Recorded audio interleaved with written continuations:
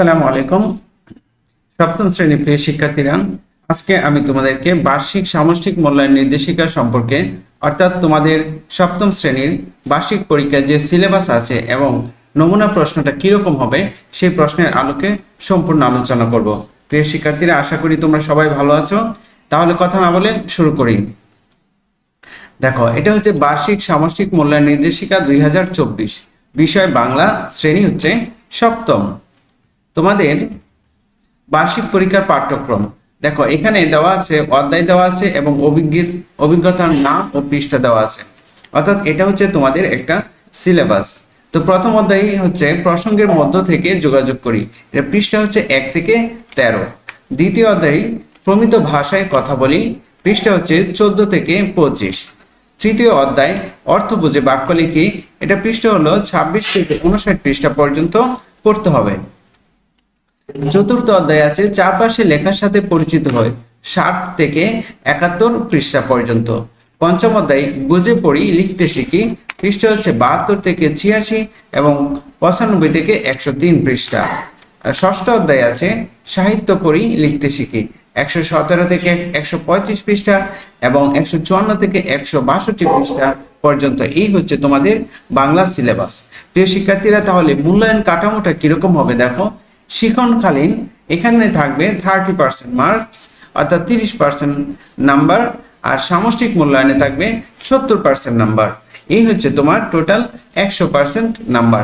তাহলে চলো দেখি 30% এবং 100% নাম্বার কিভাবে আসে। দেখো, প্রশ্নের ধারা ও মান বন্টন। সামষ্টিক মূল্যায়ন অভিক্ষার ধরন লিখিত পূর্ণ নাম্বার হচ্ছে 100 নাম্বার। পূর্ণ নাম্বার কত? 100 নাম্বার।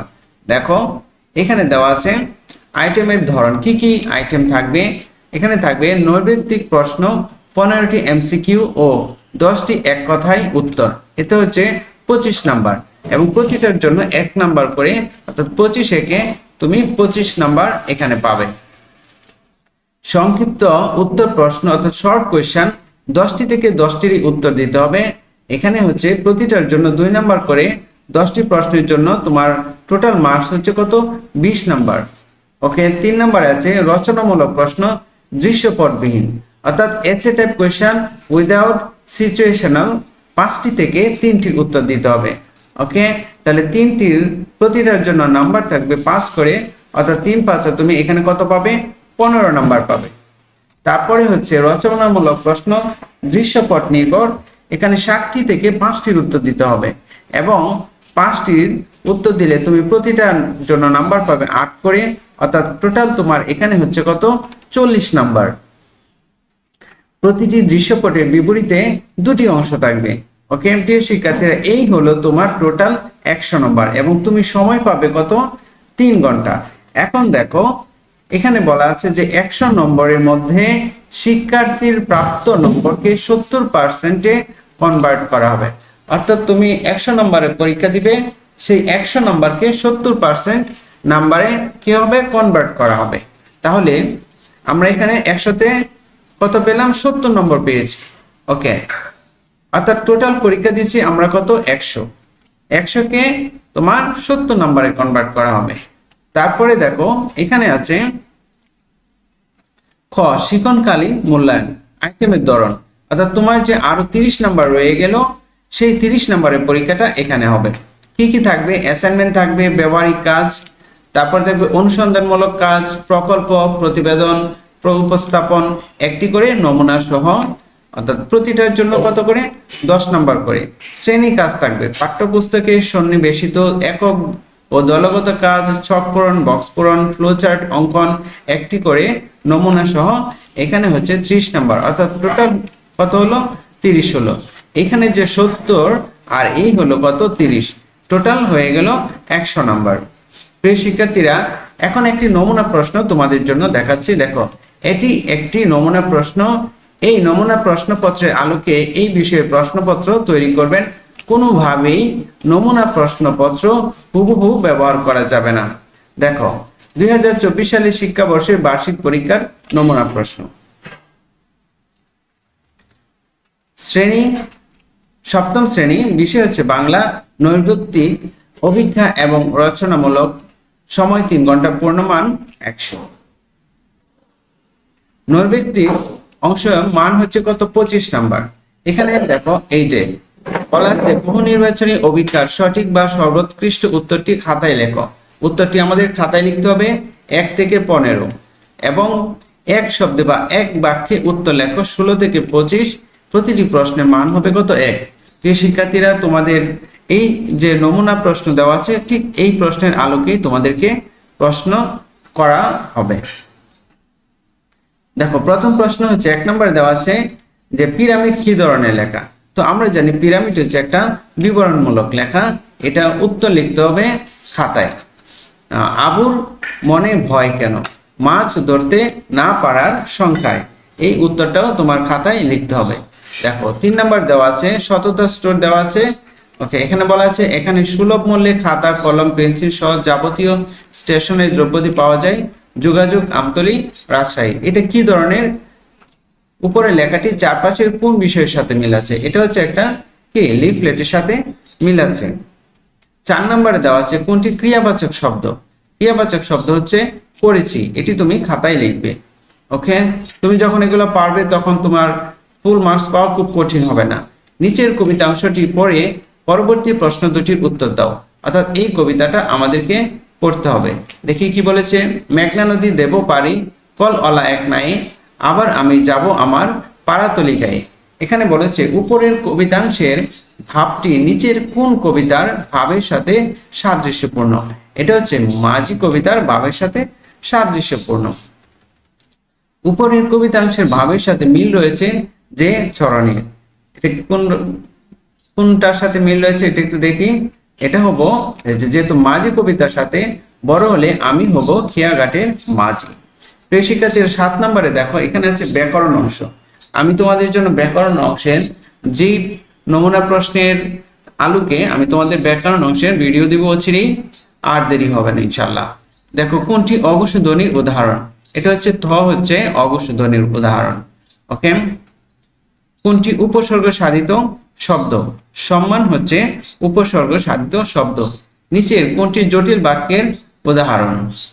যত দান করবে তত বেড়ে যাবে। এটা হচ্ছে জটিল বাক্যের উদাহরণ। আমার মায়ের সোনার নোলক হারিয়ে গেল বলতে কবি কি বুঝিয়েছেন? এখানে বলতে বুঝিয়েছেন হারানো ঐতিহ্য। প্রাচীন বাঙালির কোন দিকে বেশি যোগ ছিল? এটা হবে সাজসজ্জার দিকে। অজানা অচেনা লোকের উপহার সাধারণত আমরা গ্রহণ করি না। এ বাক্যে কয়টি উপসর্গ যুক্ত শব্দ রয়েছে? এখানে আছে 3টি উপসর্গ যুক্ত শব্দ, যেমন উপ, তারপরে অ, অ হচ্ছে উপসর্গ আর উপ হচ্ছে উপসর্গ। তাহলে আমরা 3টি উপসর্গ যুক্ত শব্দ পেলাম। ওকে, তারপরে আছে নিচের কোনটি তত্ত্বের উদাহরণ? ভাত বাঙালির বহুকালে প্রিয় খাদ্য। 14 নম্বরে আছে নিচের কোনটি সমাস সাধিত শব্দ? সমাস সাধিত শব্দ হচ্ছে কি হাত, ঘড়ি। ওকে, তারপরে 15 নম্বর আছে নিচের কোনটি বিশেষ্য শব্দ? সততা হচ্ছে বিশেষ্য শব্দ। প্রিয় শিক্ষার্থীরা, এই হচ্ছে 15টি প্রশ্ন। এটা হচ্ছে নৈর্ব্যক্তিক প্রশ্ন। এখানে উত্তরটি তুমি শুধু খাতায় লিখবে। এখন দেখো 16 নম্বরে আছে নোলক কবিতাটি কবির কোন কাব্যগ্রন্থ থেকে নেওয়া হয়েছে? এভাবে 16 থেকে একদম কত পর্যন্ত পড়তে হবে আমাদের? 25 পর্যন্ত। 16 থেকে 25 পর্যন্ত আমাদেরকে সংক্ষিপ্ত প্রশ্ন দেওয়া আছে। এই সংক্ষিপ্ত প্রশ্নগুলোর উত্তর লিখতে হবে এবং লিখতে হবে এক বাক্যে লিখতে হবে। তারপরে আছে প্রিয় শিক্ষার্থীরা রচনামূলক অংশ। রচনামূলক অংশে হচ্ছে মান হচ্ছে কত? 75, কারণ আমরা অলরেডি 25 নাম্বার পেয়েছি। এখানে আছে দেখো সংক্ষিপ্ত উত্তর প্রশ্ন। সংক্ষিপ্ত উত্তর প্রশ্ন এখানে আছে কবিতায় অনেক সময় শব্দের চেহারা পরিবর্তন হয় কেন? এটার জন্য 2 নাম্বার। মাঝি কবিতায় মাঝি কবিতার কিশোর কেন খেয়াঘাটের মাঝি হতে চায়? তারপর বক পাখিগুলো গোচর পাখি হয়েছে অংশীদার বলতে কবি কি বুঝিয়েছেন? ফুলের গন্ধ ছাও যদি নাও হাত পাতো হাত পাতো বলতে কবি কি বুঝিয়েছেন? ভালো কথা বুদ্ধির কাজ করেছিস বলতে লেখক কি বুঝিয়েছেন?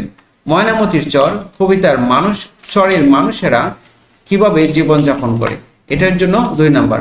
অর্থাৎ আমাদের 1 থেকে শুরু করে একদম 10 পর্যন্ত। তারপরে 7 নাম্বার কি বলেছে, প্রত্যয় উপসর্গের মধ্যে পার্থক্য কি, পিরামিড তৈরি কারণ কি, সেই পুরনো কাল আর নেই বলতে লেখক কি বুঝিয়েছেন, আমার মায়ের গয়না ছাড়া ঘরকে যাব না বলতে কবি কি বুঝিয়েছেন। প্রিয় শিক্ষার্থীরা, এখানে হচ্ছে 10টা প্রশ্ন এবং 10টা প্রশ্নের উত্তর দিতে হবে। প্রতিটা প্রশ্নের মান হচ্ছে কত, 2, এবং প্রতিটা প্রশ্ন দিলে তুমি কত পেয়ে যাবে, 20 নাম্বার এখান থেকে পেয়ে যাবে।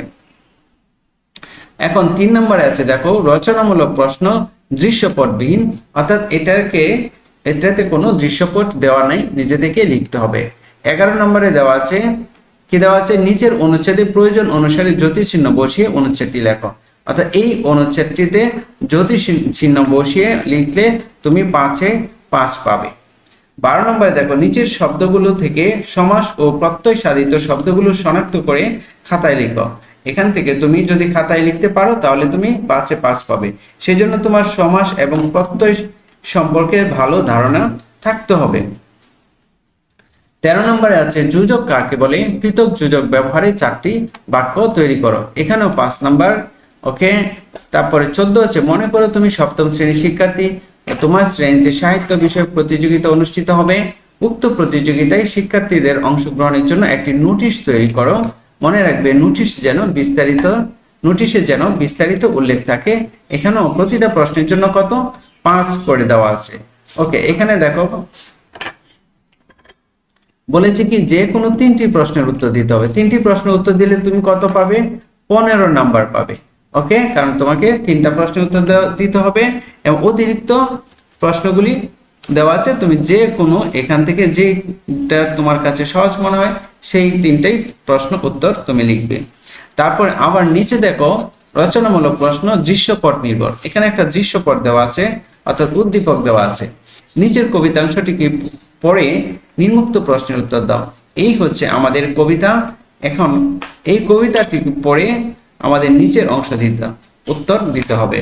দেখো, উপরের কবিতাংশে মাঝি কবিতার যে সাদৃশ্য রয়েছে তা ব্যাখ্যা করো।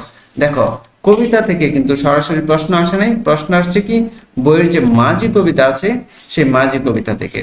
তারপর খতে আছে, কবিতাংশের কথক ও মাঝি কবিতার কিশোরের মতো তোমার জীবনের বা চারপাশের যে মিল রয়েছে তা ব্যাখ্যা করো। ওকে, এখানে আছে কত, 4 নাম্বার, 4 4, এই দুইটার জন্য কত, 8 নাম্বার। ওকে, এখানে বলছে তোমাকে যে কোনো 5টি প্রশ্নের উত্তর দিতে হবে। অতিরিক্ত প্রশ্ন দেওয়া আছে, অতিরিক্ত প্রশ্নের উত্তর দেওয়া লাগবে না। 17 নম্বরে আছে, মনে করো তোমার বিদ্যালয়ের শিক্ষার্থীদের আগ্রহ বা পছন্দ সম্পর্কে জরিপ চালানো হলো, সেই জরিপ থেকে পাওয়া উপাত্ত নির্ভর। আগ্রহ বা পছন্দের বিষয়, আগ্রহী ছাত্রছাত্রীর সংখ্যা, আগ্রহী ছাত্র সংখ্যা, আগ্রহী ছাত্রী সংখ্যা, মোট ছাত্রছাত্রীর সংখ্যা। এখানে দেখো, বই পড়া, ফুটবল খেলা, ক্রিকেট খেলা, শরীরচর্চা, গান শোনা, চলচ্চিত্র দেখা, মোট অংশগ্রহণকারীর সংখ্যা। এখন এই উপাত্তের আলোকে তোমাকে নিচের 2টি প্রশ্নের উত্তর দিতে হবে। প্রথম প্রশ্নটি করেছে, প্রদত্ত উপাত্তের উপর ভিত্তি করে আমার পছন্দ শিরোনামে একটি লেখা প্রস্তুত করো। তুমি যে লেখাটি প্রস্তুত করেছো তার ধরন চিহ্নিত করে মতামত দাও। ওকে, তারপর এখানে দেখো আরেকটা ছবি দেওয়া আছে, বলছে নিচের ছবিটি দেখো এবং নিম্নোক্ত প্রশ্নের উত্তর দাও। এই ছবিটি থেকে তুমি এখানে 2টা প্রশ্ন আছে, এই 2টা প্রশ্নের উত্তর দিতে হবে। ওকে, তারপরে আছে কত, 19 নাম্বার। এখানে আবার একটি কবিতাংশ দেওয়া আছে এবং কবিতাংশটিকে পড়ে নিচের যে প্রশ্ন আছে সেই 2টি প্রশ্নের উত্তর দিতে হবে। ঠিক একইভাবে 20-এ আসো, 20-এ ও নিচের কবিতাংশটুকু পড়ে নিম্নোক্ত প্রশ্নের উত্তর দাও। এখানে দেখো ঠিক একইভাবে একটা কবিতা দেওয়া আছে এবং প্রশ্ন আসছে কোথায়, ময়নামতির চর কবিতার থেকে এই 2টা প্রশ্ন করা হয়েছে, সেই প্রশ্নের আলোকে তুমি উত্তর দিবে। প্রিয় শিক্ষার্থীরা, আশা করি তোমরা বুঝতে পেরেছো। এখন নিচে দেখো, উত্তরপত্র মূল্যায়নের বিবেচ্য বিষয়সমূহ উল্লেখ করা আছে। এটা তোমাদের জন্য খুব এখন দরকার হবে না, জাস্ট আমি এখানে যে সঠিক উত্তরগুলি কিভাবে লিখতে হবে আমি এটা একটু দেখিয়ে দেই। দেখো, নৈর্ব্যক্তিক অভিজ্ঞার উত্তর 1 দিয়ে খ লিখতে হবে কি বিবরণমূলক। এই যে আমরা সর্বপ্রথম যেই নৈর্ব্যক্তিক প্রশ্নগুলো পড়েছিলাম সেগুলোর উত্তর এইভাবে লিখতে হবে। 2 নাম্বার দিয়ে খ লিখতে হবে এবং পুরো উত্তরটা লিখতে হবে। 3 নাম্বার দিয়ে গ লিখতে হবে এবং পুরো উত্তরটা লিখতে হবে। অর্থাৎ 4 নাম্বার দিয়ে 4-এর উত্তর হচ্ছে ঘ, ঘ লিখে পুরো উত্তরটা লিখতে হবে। প্রিয় শিক্ষার্থীরা, আশা করি তোমরা বুঝতে পেরেছো এবং পরবর্তী ভিডিও পাওয়ার জন্য চ্যানেলটিকে সাবস্ক্রাইব করে রাখো। সবাইকে অসংখ্য ধন্যবাদ দিয়ে আজকের মতো এখানে শেষ করছি। আসসালামু আলাইকুম।